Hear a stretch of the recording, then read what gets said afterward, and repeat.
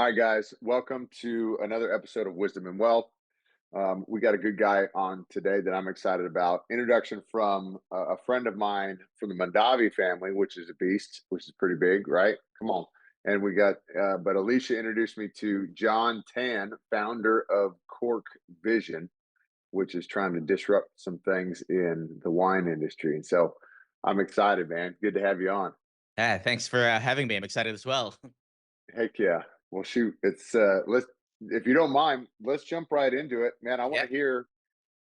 Tell everybody about Cork Vision. Tell what's the vision. What is it right now? And we're how did you get here? Let's start there. What is Cork Vision? Yeah. So Cork Vision is going to be the first agentic AI platform for the wine industry. As you mentioned, looking to not necessarily disrupt the wine industry, but really help it overcome some of the roadblocks that the industry is facing. A little bit about my background. I'm originally from New York City. There, I co-founded an IT managed service firm, which we built out to about 500 people, 5 offices worldwide before we sold it to one of our competitors.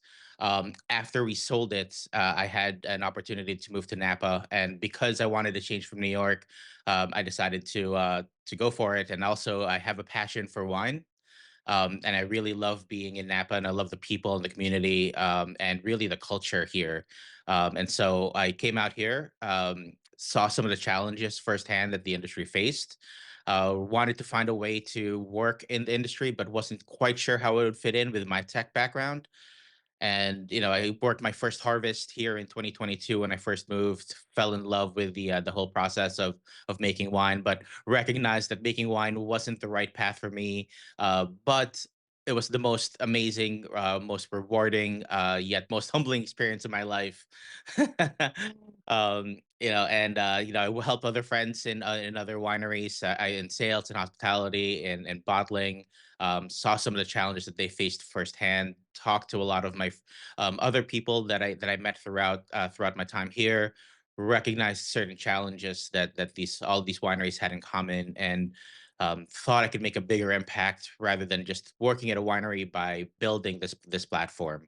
And so, really, the platform came about through me working in different aspects of the industry, recognizing the challenges, listening to people, hearing what their problems are, and coming up with using my background in tech and coming up with some solutions for those. And that's what Cork Vision is designed to do. It's really designed to use technology that's available to us today, like AI, to help increase efficiency, increase automation, and also give wineries more intelligence around their data so they can sell their wines better, market their wines to more demographics, and really reach people on a deeper, more personal level. That's I don't know about you, but I get ideas on prompts even to put in Chat GPT on how to Yeah. better my business. I'm like, I try. Some people have named their chat right, and I'm like, he's just a close personal friend of mine, and I'm like, Mister Chat, if you were me, um, dude, I like that. So do this if you don't mind. Go back. So you have a good exit, right? You Hmm. moved cross country, Yeah. and you went into wine, or you love wine. Go into the industry. One of the most rewarding but humbling. Talk about that for a second before you actually made a pivot Yep. into Cork Vision. Talk about if you're okay, the humbling experience and what happened in that. Yeah, so the humbling experience there is because I worked at Harvest in 2022, and Harvest in Napa Valley. If you're not familiar, it starts roughly around the August timeframe and runs through maybe around October and November. And what Harvest is the time when wineries pick their grapes and start making wine for that vintage. And it was something that I always wanted to do, especially like I mentioned, I do have a passion for wine, but I didn't think I would be able to take 3 to 4 months out of my career to work harvest, and then go back to my previous job. So when I left the company that bought us in July, I was talking to a friend of mine who's a winemaker here, and she mentioned that she was looking for harvest interns, and I said, "Oh wow, you're still looking? Well." I just left my job. I'm available if you want some help. Keep in mind, I know nothing." And she was like, "Totally, that's fine. Actually, we love people like you because you're coming in with no preconceived notions about how to make wine. We can show you the way. We can teach you how to do everything. So come on board." And so I jumped on that opportunity. I was very fortunate to get that. I jumped on it, and you can imagine somebody who had just sold their company, was basically feeling like they were at the top of the industry. They had transitioned their team over successfully, was working well with the new organization, and so I knew everything I needed to do. I need to know at my job, and then I left that and started from the very bottom where I knew nothing. And that's what I meant by the humbling. I knew nothing. I didn't know how to make wine. I knew how to drink wine. I was very good at Yeah. that. But how to make it, I didn't know. And so I had to text my friends who previously worked harvest and say, "Hey, I'm jumping into harvest. What do I need to know?" And they're like, "Oh my god, okay, I'm not going to answer this in text because you're going to need to a lot. Let's go have some wine and let's talk about it." And so I had a couple of sessions with friends who've worked harvest, really try to get a download from them, and then I started working harvest. And when you're working harvest, you don't realize that how much wine is such a labor of love, rather, because it is so physically demanding.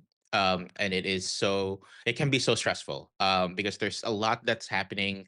You have to do everything perfectly because if you think about what harvest is, that's a time when you're making the wine, and you only have this one opportunity to make the wine, and you can't mess it up because it's not like if you start to make wine and you realize, oh, you know what, I screwed something up. I picked the grapes too early. I picked the grapes too late.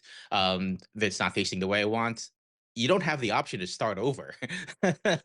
Once you harvest the grapes, that's it for that year. So Yeah. there's a lot of pressure also to make sure that everything is working smoothly. And of course, things always go wrong, and you have to adjust and you have to adapt.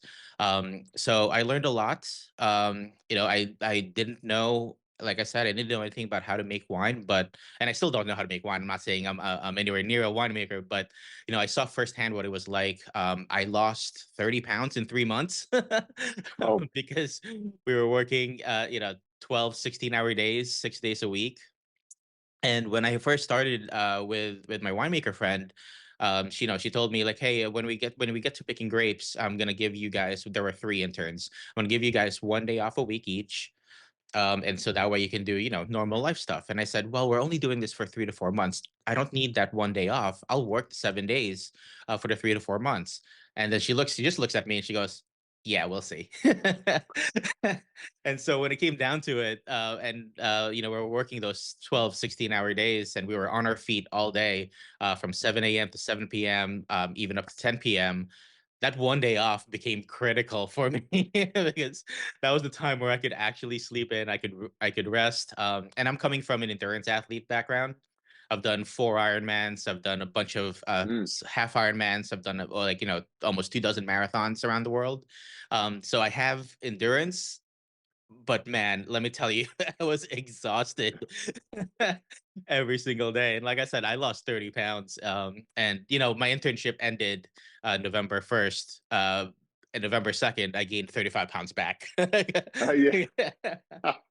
But yeah, it was really just about the humbling part for me was really just about, coming from the top of my industry, going back to becoming an intern, not knowing anything, and having to learn everything from scratch, making mistakes along the way.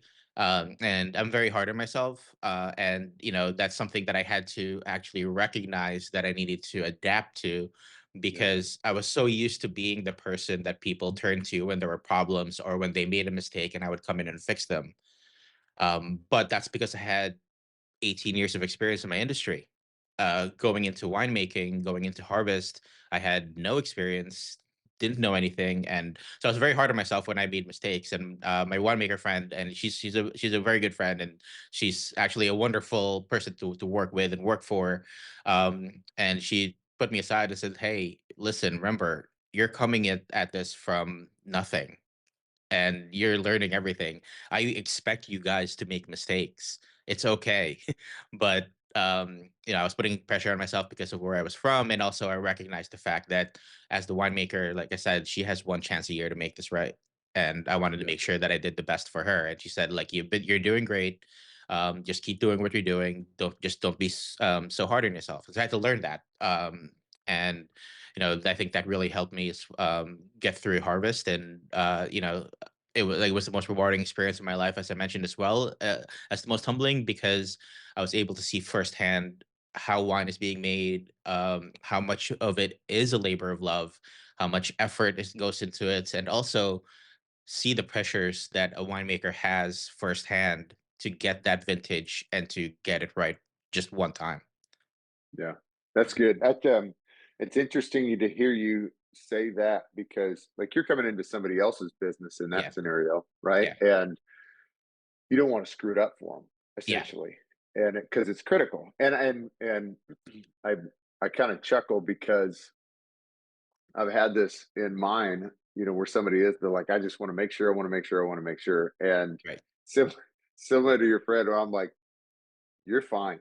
Like, I yeah, get it. Like, there's some things for sure. Double check your double check. right, But I go, but in reality, the majority of the time, I just want you to go. And yeah, I can deal with mistakes, right? We used to yeah, talk about this in sports. Like, I can deal with mistakes, but go yeah, make it 100 miles an hour.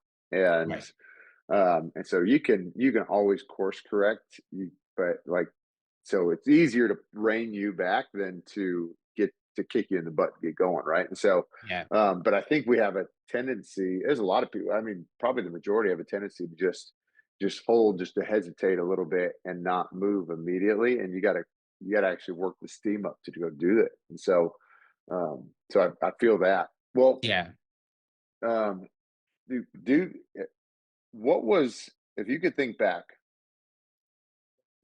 so you got that humbling experience, which you make me think of like old two a days had to do for football.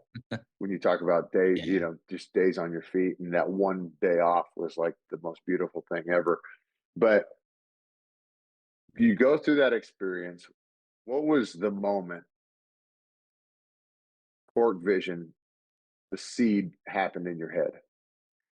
Yeah, so I think the really when that came about, it was when I started talking to friends. My friend, actually, she's a very good friend of mine.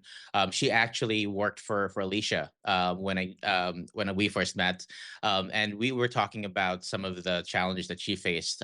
She was saying the platform that they use, wasn't doing certain things, and she was talking to me about wine club member processing, for example. And so people join wine clubs, and that allows them to get guaranteed shipments of that winery's wine a couple of times a year. And normally they send out email. The winery sends out an email to a user, a subscriber rather, and they say, "Hey, we're doing our wine club. It's coming up on this date. We're going to charge you at this date. We're going to ship at this date. Here are the wines that we're shipping. If you'd like to make any changes, let us know." So that email gets sent out ahead of time, but people are busy. They don't always respond to those emails in a timely manner. I know I was a member of wine clubs. I'm guilty of that as well. Like, "Oh, I'll get to that later," and then I just forget about it. And so the winery then tries to process the order, and there are invariably things that go wrong. People have moved. People want to skip that shipment. People's credit cards have changed, and so they've declined. And so all these factors come in, and others as well, that has forces the winery to say, "Oh, wow, okay, we have all of these declined orders. Let me go back and let me reach back out to these customers and see what's going on." Or customers will reach out to them saying, "Hey, you know what? I didn't want this order. I'm so sorry. Can I cancel the order?" And of course, the winery typically accommodates. But at that point, they'd already processed the order, and they may have shipped the order.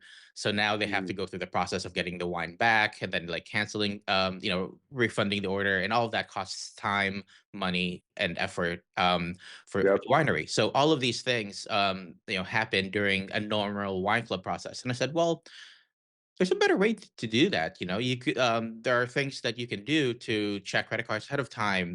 There are automatic reminders that you can send to your customers, and other things that you can do to help alleviate some of this. And so I started thinking, like, why doesn't the platform do this? And she said, well, it just doesn't. And also the platform hasn't been updated in the last 5 years that I've been working here. And Mhm. it's like, oh, that's weird. And so I started listening to her, and that's kind of like, huh, you know what? Why doesn't somebody build a better platform? And so I started to really um, listen to more people and dig deeper into this. And what I think I noticed is that no matter what platform winery used, and there's a few of them that the wineries use today, but there are a couple of big ones. Nobody's really happy with what they have, and they all say to me like, "Oh, I wish the platform did this, and I wish the platform did that." Or they were coming from one platform to another and they said, you know, I had this other feature in this one platform, it's not available in this. I wish I had a little bit of my previous platform, this platform, and this other platform that I use as well. And so I said, huh, why don't I build something that kind of ties it all together? And so that's when I started to get the idea of Cork Vision. That's really when I just listened to what people were saying and what they wanted. So I like that. So okay, you start hearing the message. Yeah. What was your first action to move forward? Honestly, my first action was like, man, do I really want to do this again?" That's a reaction. That's what you gotta go Yeah, there. that was more. Yeah, you're right. That is a reaction. Yeah, because to be honest, I came to Napa because, yeah, I was like I said, I had co-founded a company and we grew it and we sold it and it was a great time of my life. But I also was like, you know what, I didn't want to be in charge anymore. I wanted to work for somebody else. But again, I came up with the idea of Core Vision. So the first thing that I did was actually started writing down some of my ideas. And I started brainstorming. And I'm renting my place now. I don't have a whiteboard here, but I bought a big piece of paper, like kind of like a big poster board, and I started writing down some ideas. I'm like, okay, so here are the wineries that I talked to. Here's some of the things that they said, and let's me find some commonalities here and come up with a way to solve them. And so yeah, the first thing I did was kind of just like literally sat down and wrote everything that I learned, everything that I heard, and ideas of what I could do. And I recognized that when I built this list of features that I heard people wanted, I was like, man, this is gonna be a big platform. It's gonna solve all these problems, but it's also gonna Yeah, cost me a lot of money to build and a lot of time. And so yeah, I had to look at that and kind of pare it down to say, okay, what are the main problems that people have today, and what is the one or two things that I can do to solve those problems? And so that's kind of the path that I took, and that's kind of what I did to help build Cork Vision to where we are now. that's awesome. Thanks. That's I like that just because well, just because you get I mean, like, I don't know about you, I'm very much like, I'd much rather play than watch, Yeah. right? And so, because it wasn't until later in my life, really till I found my faith, that I became a serious reader or just like a consumer of information of like your Mhm. story or anybody else's, that it built up enough momentum in me to make moves in the direction that I wanted to go. And so it was really cool. And we actually just talked about this not too long in my master class, but we have a kind of like a YPO type group, right, with a bunch of Mhm. entrepreneurs trying to help build their businesses, and it's I think a big credit to being in those groups is like you just I get to hear your story or somebody else's story about the risk that you took, Yeah. and you're like, well, what do you mean? What's the first thing you did? It sounds like a stupid question. It really does. You're like, what did you? How did you do that? What was the first thing you did? And you're like, I just started whiteboarding the thing. Yeah. And you're like, I put it like in front of my face where I could see it, and something started happening, where eventually like my that first step came out of it. And that's what I think is really cool because especially tech people, right? Like I think they understand that process a little bit. It's like, well, let's map it out. What does this tech look like? Yeah. Yeah, Go no, ahead. absolutely. And I think like writing it down makes it more tangible. And then seeing all of these ideas that I had, allowed me to actually start to think about, okay, here are the ideas that I have. You're right. How do I make this possible? How do I solve for this? What is there technology that exists that will allow me to solve this? And but seeing it written helps me do that because I'm a visual guy. Like I'm a visual learner. I love to read, but and that's kind of why also like it helps me to write things down. Yeah. And it sparks something in my chain of thought. And so yeah, I am the same way. What's what's your favorite book, or what's been your like one of your favorite tools to like spark that thought process or that chain in your head, or like to, or like even just creative mind where you just get to the next spot or get to the next action? You know what I actually do is I actually don't think about it. What I do is I go out for a run or I go out for a bike ride, and when you're in that kind of zone, when you're out running or when you're out riding, you kind of just don't really think, and you just do, and then that's kind of what helps spark some ideas for me. And so there's a lot of times when I'll go out for a run and I don't have any music, because that's just me in my head, like kind of zoning out. And that's usually the most creative time, I guess, that I have. So if I ever get stuck on something, I go out and I go out for a run or I go out for a ride. And it doesn't always solve it, but it helps, kind of get those endorphins, and gets me in a clearer headspace, because yeah, I love running and I love riding. That's that's funny because it's almost like you see, especially when you think about the dualistic approach to your body, right? Yeah, Is I mean, action ideas come from action. You're yeah, like, I don't know, I just started trying something, and it was here's a bunch of stupid things that I did initially, but I got to something good. Or right. like you're talking about, like this is, I it's almost equates. I do that when I'm working out, I'm lifting weights, and which I am not an endurance athlete, by the way, right? And so when I'm lifting weights or I'm kind of in a zone or thinking about something, or you and I might be BSing working out Yeah, together, and you come up with something because yeah, to me it's equal to the campfire.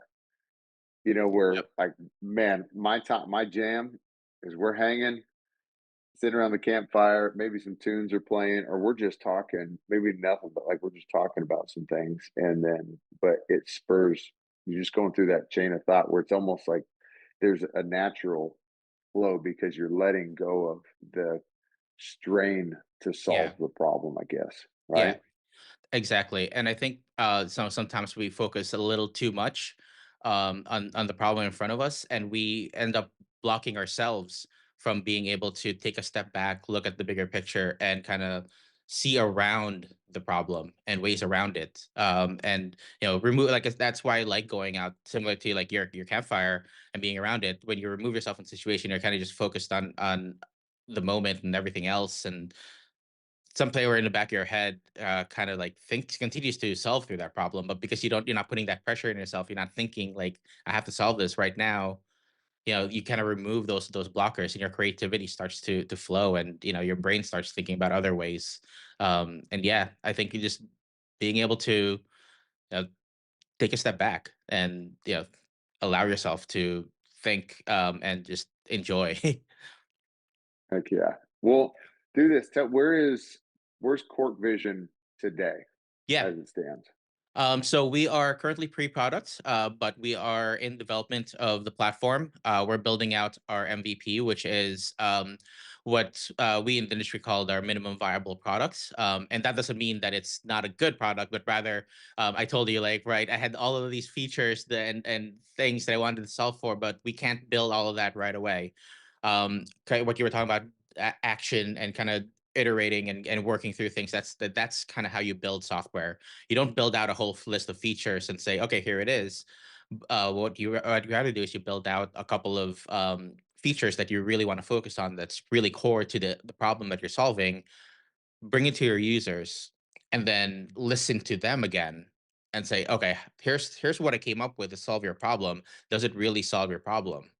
And you throughout that process, you're gonna and by listening to your users, you're gonna recognize that, okay, here's the way I thought it was, but here's actually what's happening. So I need to adapt and adjust the product to make sure that users are getting the best value out of it and that they're actually using it. So that's where we are right now. We're building our MVP. We're launching that next month, actually. Okay. And I've been lucky enough that even though I'm a solo founder, I was able to get a team of people behind me who are working with me on it. So I currently have a team of 3 people here in the U.S., and I also have a development team over in Hungary building the products. So that's what we're doing now. That's awesome. Yeah. It's funny, even hearing you talk about this minimum viable product, Yeah. which I crack up because like it's almost like it's like a slam I could use on somebody. I'm like, you're MVP, baby. You're Yeah. most valuable player. You're minimal. Exactly. but, uh, but I something as of late. This is just kind of a thought as of late that I've had, or something that I didn't even think about, which even blows me up because not long on the podcast, we had one of my main mentors, which is a gal by the name of Erin Botsford, and she had built up this big RIA, and her son didn't want to take it over, which was the goal. So she had built up an awesome business, ended up selling it in 2017, and I was asking her where her big hockey stick moments Mhm. were happening, and she had referenced partnership with CPA, but she didn't use that term. And but I did afterwards because that's something that has been heavy on me lately. Is partners, is like Yeah. partner, partner, partner, Yeah. partner, and I even put it on my phone because it was just became glaring to me in Q4 just this last year. And what was funny was I shared that with her, and she had it where a partnership was great, but it went south. And I just said it after she shared the story. I was like, so partnerships. And she hadn't even thought about it. She goes, well, I never thought about it like that, but I guess yeah. And anyways, so the reason me sharing that is, this is why this was kind of like a thought to me as of late, was hearing you talk about those MVPs Mhm. is an important thing in your action list as an entrepreneur, is beta test. Yeah. Right, just sit Absolutely. there and beta test. I'm like, you're Absolutely. like, start with the core, then we go back to the user and Mhm. so you're essentially just beta testing the whole way through, or Yeah. part of the way, to get to the end product, Yeah. right? I mean, how important is that? I mean, it's critical, because, I could build, the best software known to man, but if nobody uses it, what's the point? Yeah.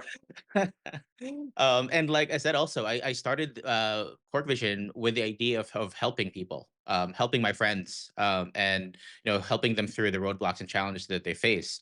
And I have ideas coming from somebody outside of the industry.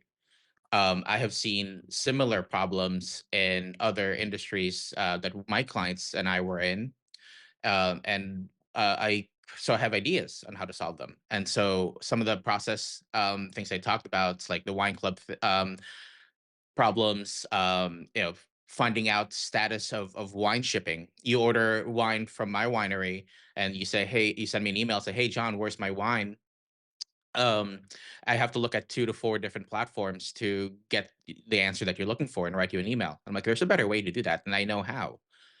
But me knowing how, learning through my experience, may not translate to the experience that other people have. And so I have these ideas on how to solve these problems. I build the solution, but then I give it to the users. If they're not using it, then I'm not really helping them. And so why aren't they using it? And then let me adjust my idea, because it's actually my idea, while it was a good idea, isn't really helpful for the people or for the industry for whatever reason. So listening to people coming up with a solution, presenting the solution to the users, allowing them to test it, allowing them to use it, see how it fits in their workflow, and hearing their feedback. Is it good? Is it bad? If it's bad, what do I need to do to fix it? If it's good, okay, what else can I do to improve it? you're constantly iterating, you're constantly making your product better, and the most important thing is you're constantly listening to what your users are telling you, because and that's so important because also Napa, the wine industry is such a small community that people talk to each other, and people, it's such a network driven industry. And so if I do something right, other people are going to hear about it. If I do something wrong, more people are going to hear about it. Right. So it's really important for me to listen to users and to hear what they're saying and adjust the product to make sure that it's meeting their demands. If not, somebody else is, and somebody's going to build a better product, and people are going to go there. You man, you say that there was, and I hate to bring up this past. This is almost embarrassing for me, but like I had when I was playing with the Cowboys, we did this band thing Yeah. where I played the drums. I'm not embarrassed to play the drums, but like we wore these affliction shirts, and it was just horrible for pictures. So like so, but I remember talking to one of our guys with the Cowboys who was in the entertainment industry for a long time, and I just sat down and talked to him. Like, I'm like, what do we do with this thing, man? Is it cool? It's just a cool thing right now, Yeah. whatever. And he basically verbatim told me just what you were saying. And he was like, the entertainment industry is actually super small Yeah. because it's as big as it looks. It's all these people trying to get in, and this one core small group of people. Yep. Um, why do you think that is? I don't know because New York City, everyone, again, I'm from New York City, everyone thinks it's such a big city, it's intimidating. But I find it to actually be a small city. Because even in my industry, there are certain in my previous industry, we all knew each other. Once we get to a certain level, I guess, in your field, the pyramid goes this way, right? So as you go higher in your field, you know that top of the game gets smaller and smaller. And usually what happens is people, when they start at the bottom and they work their way up, they see each other throughout that process, and different careers and different jobs and different paths. But eventually, if you're working in the industry for long enough, you get to this point and you've been with the same people for the last 10, 15 years to get to that point. And so you develop these relationships, and everyone starts to get to know everybody, because the top gets smaller. And that could be it. Once you get to a certain level in the industry, you realize that, yeah, I've over the last 10 or 15 years I've been in this industry, I know a lot of people here. Yeah, Yeah, but it's just, yeah. yeah, but building Go that ahead. building that network is important. It is. It's kind of it's interesting. It's do you feel, what about this phrase? Do you like it's lonely at the top? Do you agree with that or disagree? Both. Um, Yeah. to be honest, yeah. The reason why I agree is because if you're at the top, you're the one responsible for making all of the decisions. And there's very very few people that you can turn to. And at the Yeah. end of the day, it's you. But I disagree because you don't get to the top by yourself. And that's the thing. And you talked about partnership earlier, and that's something that I recognized in my career is the power of partnership. And I told you I started a company, or as a co-founder of a company back in New York. We started that company in 2009. At that time, I was 26, 27 years old. And I thought I knew everything. I really knew nothing. But there's no way I would have been able to start that company by myself. I had partners, people who were better at me in other fields, people who were smarter than me, people who had skills that I didn't have that helped me start that company. And together we were able to make it successful. And even now, as a solo founder, I'm not doing this by myself. There's no way I can do this by myself. I have a team behind me. So technically, I'm at the top because I'm the one making all the decisions, and that's when it gets lonely. Was because throughout this whole journey, I'm solving problems and I'm coming up with roadblocks and figuring out how to solve them. and my team now is looking at me and saying, okay, what do we do for this problem? How do we solve this? What's our next step? So that's when it feels lonely. Mm. But I'm also not here by myself. I'm here through the support of the people who are working with me. Yeah, Yeah. that's good. I like that answer. I appreciate it. That's I think it kind of I've heard a couple different takes on that, and one the thing that I think about is the for like I guess if you want to call it the lonely section of that when you're the one that's like basically all problems blow up, Yeah. right? And so Yeah. like Yeah. they'll come to you, and so I'm like, okay, of all problems blow up, you need some community, and Hmm. this is where like my masterclass of my entrepreneur group that I'm in has been so already so critical is other people that are dealing with similar issues.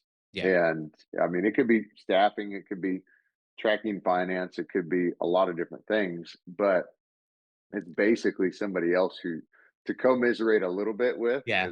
because like because even my wife doesn't want to hear about all the problems and so I'm like, John, I need your help, dude. Just Yeah. commiserate and then you help me solve, okay? And so that is a big one. But the other one that I think about, there's a pastor in LA at Mosaic Church, Hmm. Erwin McManus, if you've ever Hmm. heard that name.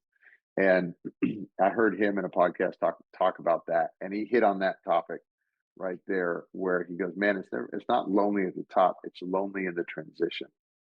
And he goes,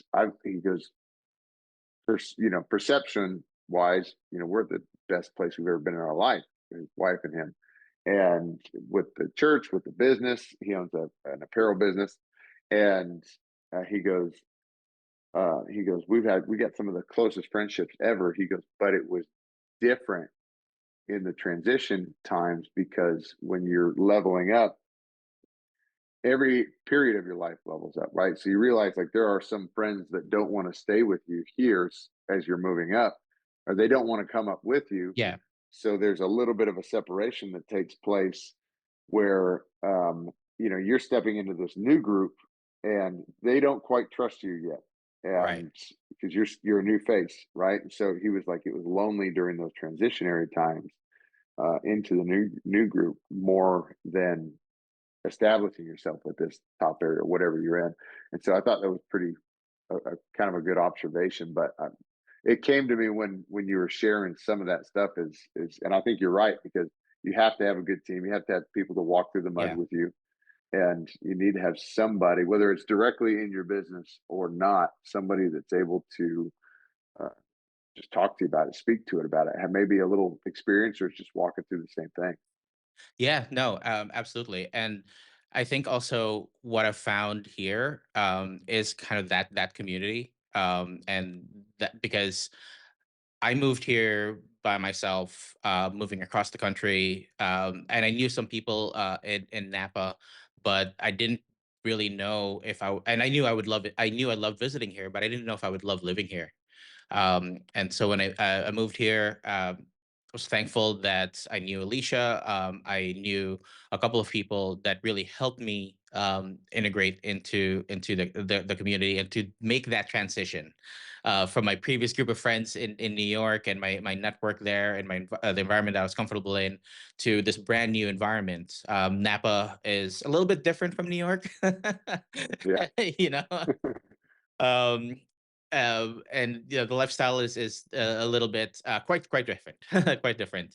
And I didn't know how I would adapt to it, but I think what helped me there was knowing some of the people that I already knew, and starting, and they introduced me to their communities, and their communities really helped me and embraced me. And that's part of the reason why I want to solve these problems, is because they were the ones that really helped make Napa feel like home for me, and really welcome me. And so yeah, that's part of the reason why I'm building Cork Vision. That's part of the reason why I love it out here. I've also had some friends who've moved here since, and I tried. I offered it, the first thing I offer is let me help you. Let me introduce you to some people that to make you feel comfortable, to make you feel welcome.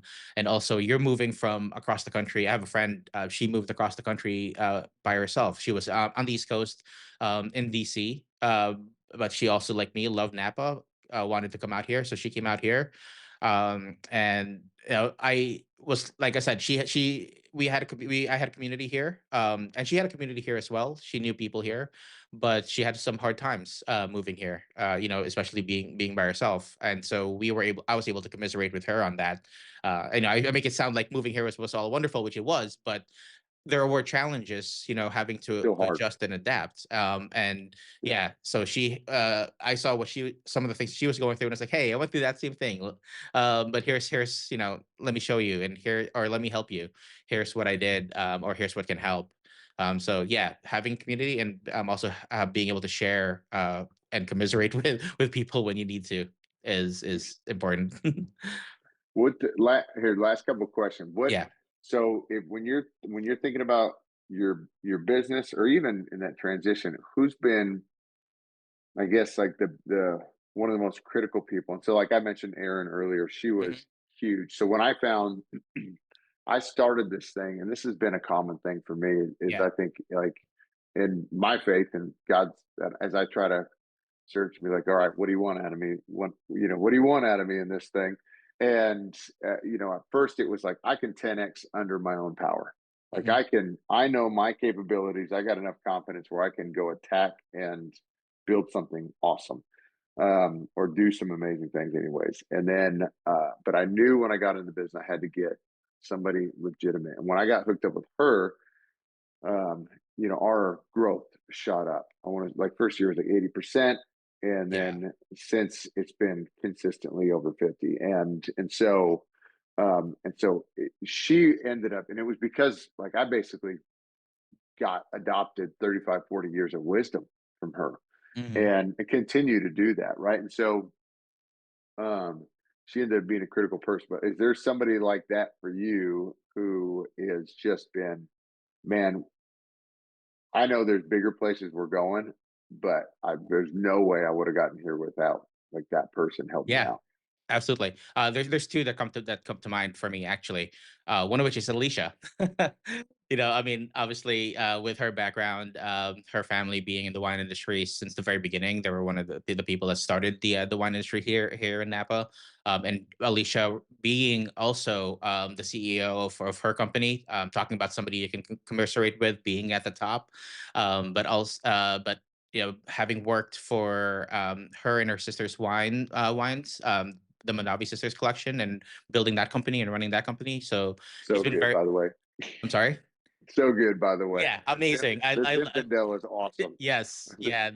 Dark Matter's in. It's one of my favorites. Yeah, it's an amazing wine. And that's actually how we became friends. Side note, because I was a client of theirs through a Oh, really? yeah, and I was like, hey, I really love your wines. And Alicia being Alicia, how friendly and how open and welcoming she is. Yeah, we became friends. But yeah, she's been instrumental for me in not only figuring out some of the features that I want to build for Cork Vision, but introducing me to the right people that I need to talk to really understand the industry and see the problems firsthand. And like I said, Napa is such a small community. So, and Alicia is Alicia, and people listen to her. And so I know that with her support, and she's given me her support, and I'm very thankful for it. That I can make Cork Vision successful.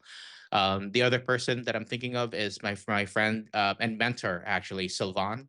I told you we started our company in 2009. Sylvan was one of my partners. But prior to that, I actually worked for Sylvan in another organization, and he took me under his wing. And I came in, to this company as a 23-year-old, thinking like, I'm 23, I know everything. Yeah. And I remember as a 23-year-old getting my first job into this company that I worked for, and writing an email to the CTO and the CEO at the time saying, "Hey guys, you hired me for this job, but effectively I said I think I'm better than this and I can do more." And they're like, "Slow your roll." And but during that time, I met Sylvan, and he's like, listen, I really I like your approach. I like your energy. Let's work together. Let me show you some things. And he took me under his wing, showed me, not taught me not only about technology, but also about business, and also about the importance of partnership, and the importance of really listening to people, because he was in sales. He was, and the best salespeople aren't actually trying to sell you something.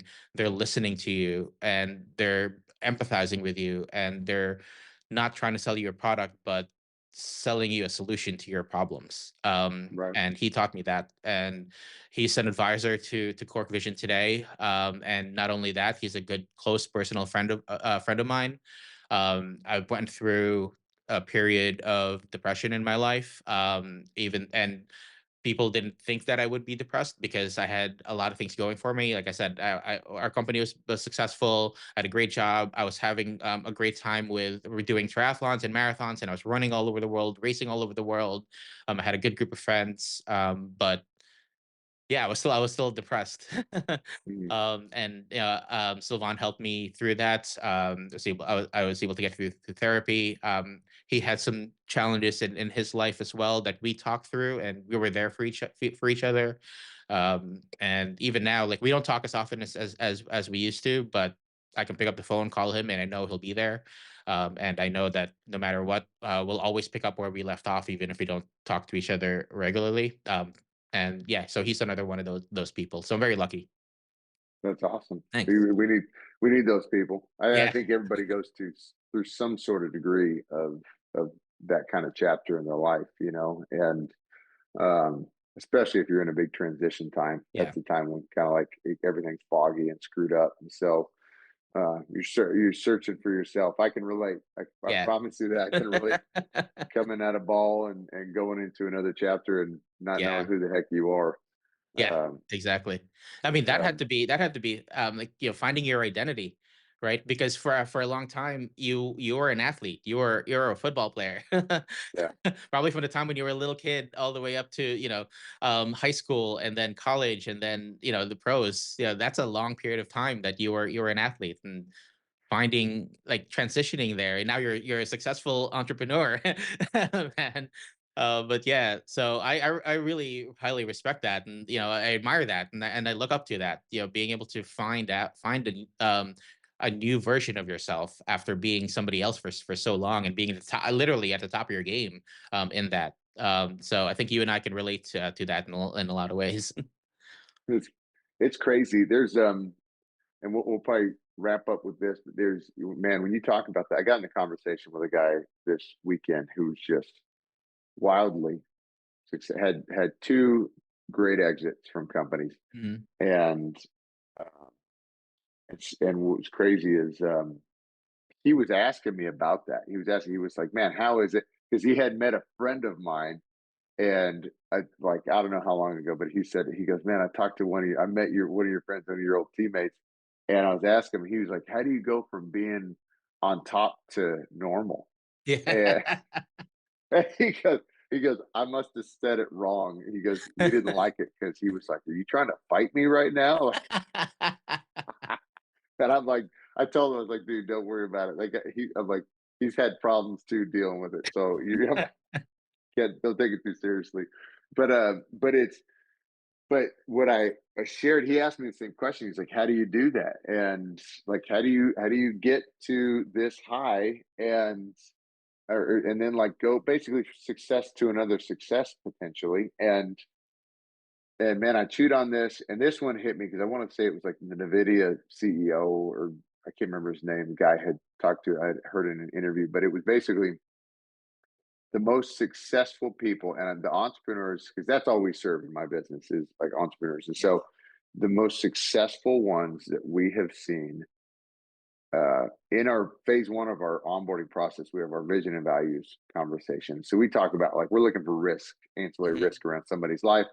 And so in that, I'm asking them about their family, who they care about, all these different things. And their stories essentially come out of this meeting. And I can say without a doubt that the most successful ones have some of the biggest tragedies in the Yeah. past, Yeah. and they have reached levels of sorrow that are just like cut you Yeah. to the soul, and or have been something bad has happened in their life, and so I I I kind of equate it to the skyscraper mentality where like if you want to build big, you have to be willing to go to a depth Yeah. that you it is very hard to comprehend. Yeah. And if you know that, it's knowing happiness. You don't know happiness without sorrow, or you don't know Exactly. a greater degree of happiness Exactly. without sorrow, right? Exactly. Yeah. Um, Yeah. I mean, it's if you allow yourself, you learn the most through heartbreak. Well, whatever that heartbreak looks like, whether it's personal or professional. And yet, when you build that skyscraper, you have to, like I said, be able to dig deep, and dig that foundation. But also, you have to be able to recognize that you can fail, and that and you have to be okay with it. You don't start off by building, 100-story building. Also, you start off building smaller ones, but as you build the smaller ones, you have to recognize that you take more risk the higher the taller that you go and the higher you go. And with that risk comes the chance of failure, and so you have to be okay with failure. And if you that failure, actually the most successful founders, I'm part of a network of founders, and the most successful of founders, have talked about how their first ventures failed, and the lessons that they learned from that. And so, yeah, I think that's you learn the most by going through sorrow, adversity. you're like at some point you're like, why are we doing this? Yeah. like, why are we doing this? End game. Come on, Yeah. man. End game. Exactly. It's Exactly. awesome, dude. Well, like I hate to cut it off, but Yeah. I'm so thankful for you coming on. Thank And you. Tip, so let everybody know where can they find you, or where if you follow you on LinkedIn or Cork Vision, or Yeah. what can we how can we see what is coming out from Yeah. MVP here in this the Yeah, release? so Cork Vision, I post a lot on Cork Vision. It's on LinkedIn. I'm on LinkedIn, John Tan. And also check out our website, corkvision.com. I a little plug. I am in the process of looking for angel investors to help us build out Cork Vision. So if anyone's interested in investing in the wine tech space, building AI, reach out. That's me. Heck yeah, man. Well, Yeah, that's awesome. Well, no doubt you'll get it because I appreciate your heart and vision and your thank you, intent right now. So you'll be there, no problem. So thank you. I like to plug this in our newsletter at ProCap. So hopefully there's some traction Great. potentially if that happens there. But man, I'm so thankful. I'm gonna stop the record and stay on. Everybody else, you don't get privy to the offline stuff. But I'm super thankful to have you, John. Thank you very much for having me. Really appreciate it.